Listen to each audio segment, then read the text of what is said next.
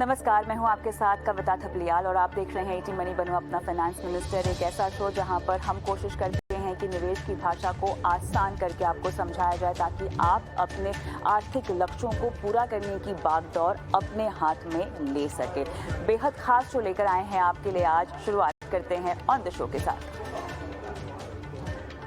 Health insurance में exclusion क्या है, क्यों जरूरी है हेल्थ पॉलिसी लेते वक्त खास एक्सक्लूजन्स और जेनेरिक एक्सक्लूजन्स के बारे में जानना। एनआरआई इंडिया में करना चाहते हैं निवेश, जानेंगे क्या है इसके लिए तरीके।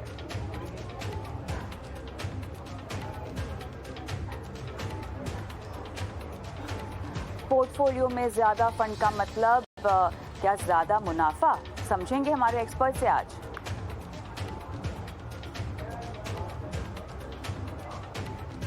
साथ ही आपको बताएंगे कैसे बनाएं एक बैलेंस पोर्टफोलियो, निवेश, insurance, credit card, crypto currency, tax, loan से जुड़े सवाल आप हमें देख सकते हैं इटी मनी बनो अपना फाइनेंस मिनिस्टर पर। आपको बस करना ये है कि अपना सवाल हमारे व्हाट्सएप पे डाल देना है। व्हाट्सएप नंबर है 9619873567 और इस नंबर पर हमें इंतजार होता है आपके सवालों का।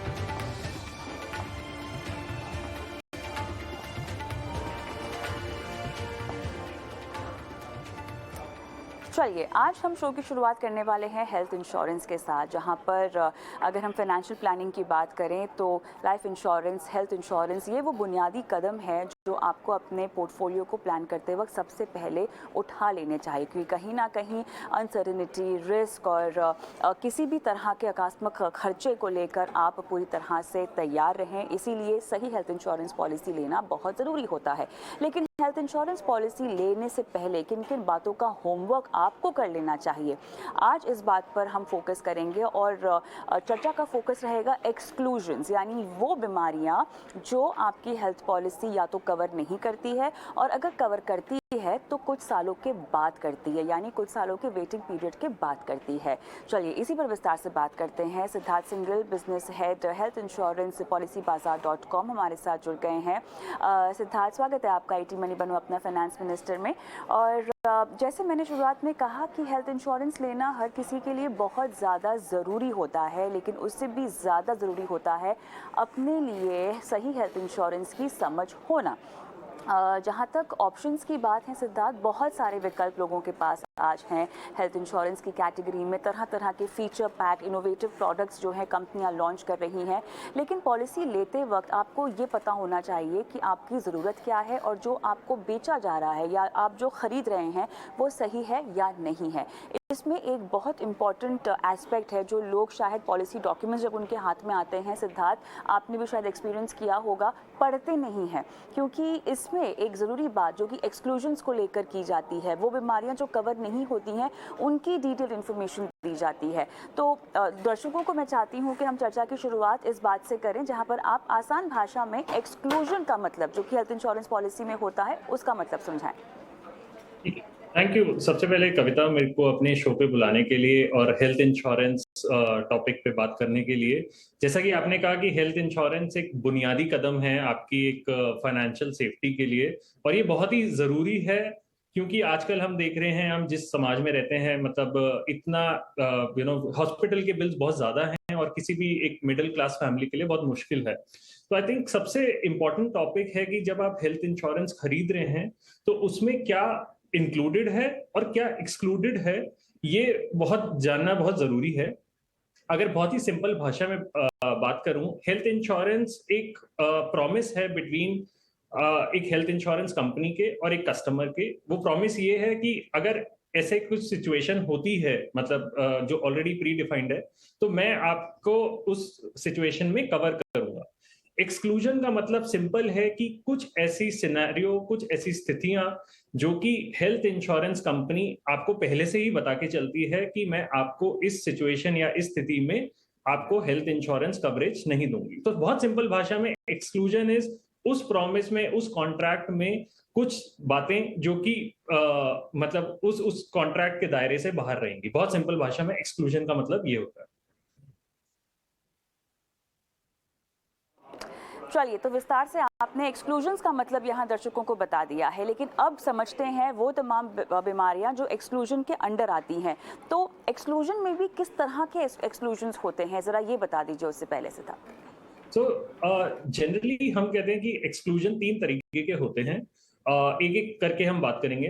तो एक पहला एक्सक्लूजन है कि जो स्थिति या जो सिचुएशन जो कभी कवर नहीं होगी हेल्थ इंश्योरेंस पॉलिसी में, और कोई भी हेल्थ इंश्योरेंस पॉलिसी कवर करेगी भी नहीं।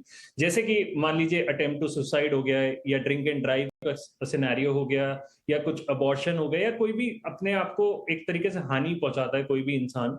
तो उस सिनेरियो में एक्सक्लूजन एक लगाती है इंश्योरेंस कंपनी की ये वाली स्थिति में हम आपको हेल्थ इंश्योरेंस कवरेज नहीं दे पाएंगे, राइट। दूसरी तरीके की होती हैं कि हेल्थ इंश्योरेंस में एक्सक्लूजन अभी है, कुछ समय तक है, जिसको हम जनरली वेटिंग पीरियड्स के नाम से जानते हैं, कि आपको कुछ साल अपनी पॉलिसी में बिताने पड़ेंगे, वेटिंग पीरियड सर्व करना पड़ेगा, तभी उसके बाद उन सालों के बाद ही आपकी वो जो कंडीशन है, आपकी वो स्थिति है, वो इंश्योरेंस पॉलिसी आपको कवर करेगी। तो जनरली उनको कहते हैं वेटिंग पीरियड्स। 2-3 तरीके के वो होते हैं, इसमें मैटरनिटी भी आता है, जो कि आई थिंक एक टॉपिक होगा for young couple expecting child.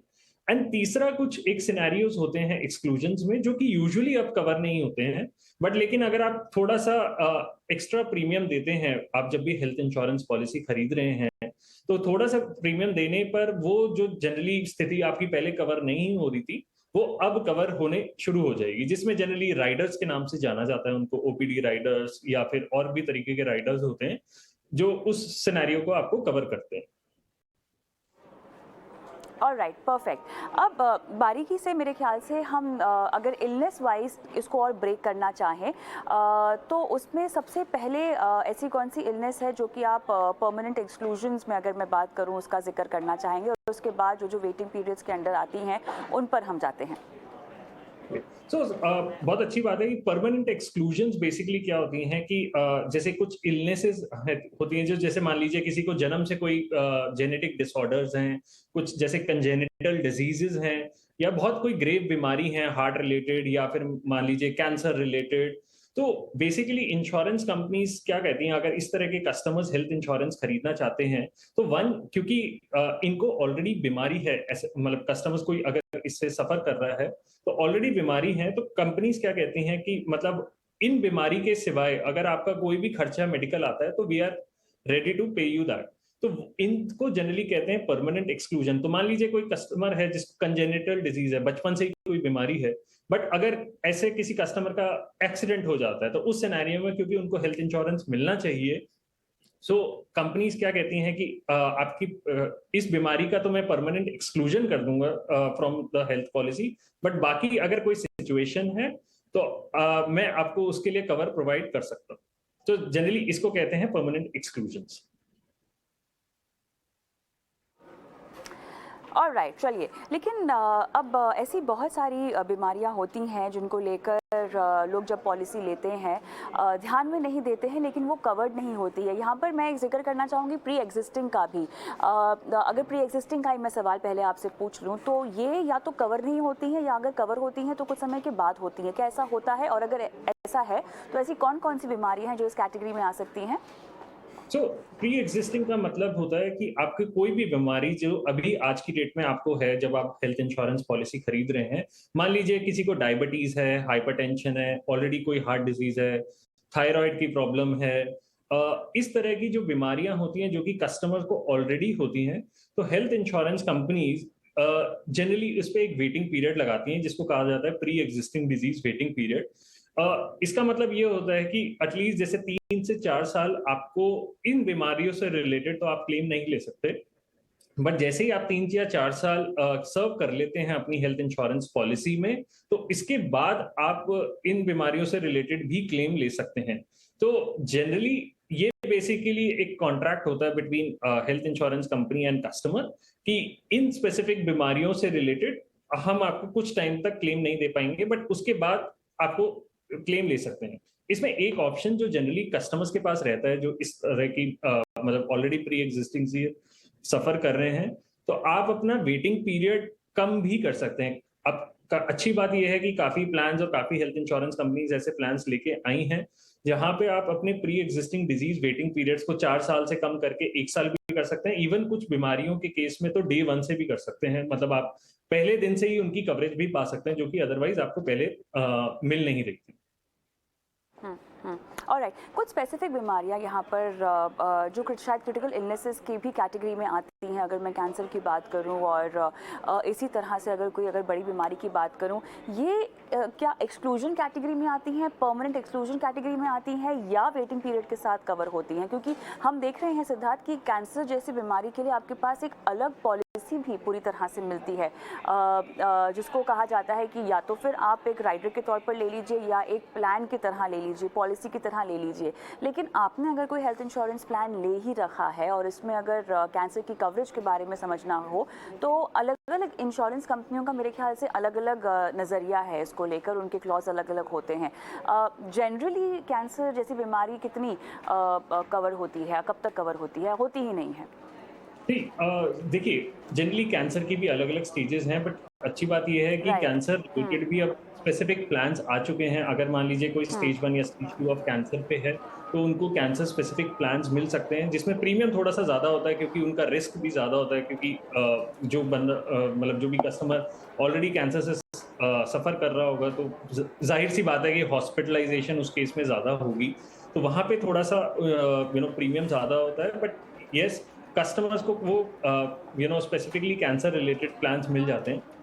बाकी कुछ बीमारियां, जैसे कि मैंने बताया कि डायबिटीज हो गई, हाइपरटेंशन हो गया, या मान लीजिए किसी के ऑलरेडी एक हार्ट ट्रांसप्लांट हो चुका है, या फिर मान लीजिए एंजियोप्लास्टी, स्टेंट जिसे कहते हैं जनरली, कि स्टेंट्स डल चुके हैं, तो मेजॉरिटी केसेस में कस्टमर्स को वेटिंग पीरियड सर्व करना होता है 3 से 4 साल का, और उसके बाद ये बीमारियां भी उनकी कवर हो जाती हैं, उनको नॉर्मल प्लान्स मिल जा सकते हैं। बहुत कम बीमारियां ऐसी होती हैं जो कि मैंने कहा कि जिसमें बहुत लाइकलीहुड होता है कि क्लेम आने का, उस सिनेरियो में कुछ कंपनीज उनको परमानेंट एक्सक्लूजन की कैटेगरी में रख सकती हैं। सो आई थिंक सबसे इंपॉर्टेंट बात यह है कि जब भी आप हेल्थ इंश्योरेंस पॉलिसी लेने जाएं, अपनी जो भी प्री एग्जिस्टिंग कंडीशंस हैं, जो भी पास्ट में भी आपकी मेडिकल हिस्ट्री रही है, वो अपने एडवाइजर को जरूर बताएं कि ये मेरा सिनेरियो रहा है, सो दैट आपको जब हेल्थ इंश्योरेंस सजेस्ट किया जाए, वो उस कंडीशन को ध्यान में रखते किया जाए। एंड उससे भी ज्यादा इंपॉर्टेंट बात जो आपने सबसे पहले कही थी कि हेल्थ इंश्योरेंस पॉलिसी जब आपने ले ली है, उसमें टर्म्स एंड कंडीशन जरूर पढ़ें कि उसमें क्या इंक्लूडेड है और क्या एक्सक्लूडेड है। ऑलराइट, सिद्धार्थ, एक चीज़ समझनी है, कॉस्मेटिक ट्रीटमेंट और डेंटल ट्रीटमेंट्स तो बिल्कुल ही एक्सक्लूजन वाली लिस्ट में है अब तक, क्योंकि विदेशों में हम देखते हैं कि इसकी कवरेज शायद मिलती है। जी, बिल्कुल आप सही कह रहे हैं। तो अभी तक जैसे हम अगर देखें हमारे देश में अभी तक हेल्थ इंश्योरेंस पॉलिसी आज से 2 से 3 साल पहले वाज जस्ट अबाउट हॉस्पिटलाइजेशन। अगर आपको हॉस्पिटलाइजेशन है तो ही हेल्थ इंश्योरेंस पॉलिसी है। एक टाइम था जब मेंटल इलनेस भी कवर नहीं होती थी, HIV एड्स भी एक परमानेंट एक्सक्लूजन के नाम पे मतलब ये होता था। बट अब धीरे धीरे पॉलिसीज कवर कर रही हैं इन बीमारियों को। कॉस्मेटिक ट्रीटमेंट अगेन इस अभी प्लान्स थोड़े कम हैं जो कि कॉस्मेटिक ट्रीटमेंट को कवर करें, बट डेंटल के लिए भी धीरे धीरे वी विल सी कि मतलब plans will come that will cover dental treatment, because usually इन दोनों में, कॉस्मेटिक ट्रीटमेंट में या डेंटल ट्रीटमेंट्स में, आपको हॉस्पिटलाइजेशन की जरूरत नहीं पड़ती है। सो आई थिंक आने वाले टाइम में हम देखेंगे कि और भी हेल्थ इंश्योरेंस पॉलिसीज आएंगी जो कि डेंटल ट्रीटमेंट वगैरह को भी कवर करेंगी। अभी आज की डेट में डेंटल ट्रीटमेंट तभी कवर होता है अगर आपको जैसे कोई एक्सीडेंट हुआ जिसमें मतलब आपके दांतों को चोट पहुंची है, उस सिनेरियो में सिर्फ डेंटल ट्रीटमेंट कवर होता है। बट आई थिंक आने वाले टाइम में हम देखेंगे कि काफी प्रोडक्ट्स आएंगे जो कि इन चीजों को भी कवर करेंगे। मेटर्निटी कवर का अगर मैं आपसे सवाल पूछूं तो ये भी वेटिंग पीरियड के अधीन ही रहता है। किसी तरीके से वेटिंग पीरियड क्या कम किया जा सकता है ज़्यादा प्रीमियम भरकर? देखिए, स्पेसिफिकली अगर आप मैटरनिटी की बात करेंगे, अगेन काफी पहले एक समय था जब ये मैटरनिटी बहुत सारे प्लान्स में कवर नहीं होता था, इवन आप प्रीमियम देना चाहें तब भी नहीं होता था। बट अच्छी बात अब ये है कि काफी इंश्योरेंस प्लान्स और इंश्योरेंस कंपनीज प्लान्स लेके आई हैं जिसमें मैटरनिटी कुछ वेटिंग पीरियड के बाद, यूजुअली 1 साल या 2 साल के बाद भी कवर हो जाता है, या फिर आपको कुछ अपफ्रंट डिस्काउंट भी मिल जाता है। तो इस तरह के उसमें मैटरनिटी वगैरह कवर होता है, बट हाँ, जैसे बाकी बीमारियों की अगर हम बात करें, उसमें आप कुछ एक्स्ट्रा प्रीमियम देके अपनी प्री एग्जिस्टिंग डिजीज का वेटिंग पीरियड कम कर सकते हैं। मतलब 4 साल जो यूजुअली होता है, आप डे 1 से भी कर सकते हैं। मतलब आज अगर आप डायबिटीज से सफर कर रहे हैं, तो आप एक हेल्थ इंश्योरेंस पॉलिसी ले सकते हैं, कुछ एक एक्स्ट्रा प्रीमियम दे सकते हैं, जिससे आपका डायबिटीज से रिलेटेड क्लेम आप कल से भी ले सकते हैं, मतलब right from the day 1 itself. और राइट, चलिए, तो कुल मिला के ये एक्सक्लूजन्स जो आपको ध्यान में रखने हैं जब भी आप हेल्थ इंश्योरेंस पॉलिसी अपने लिए लेने जा रहे हो। बहुत बहुत धन्यवाद सिद्धार्थ, आपने समय निकाला इस खास पेशकश के लिए। Thank you so much sir.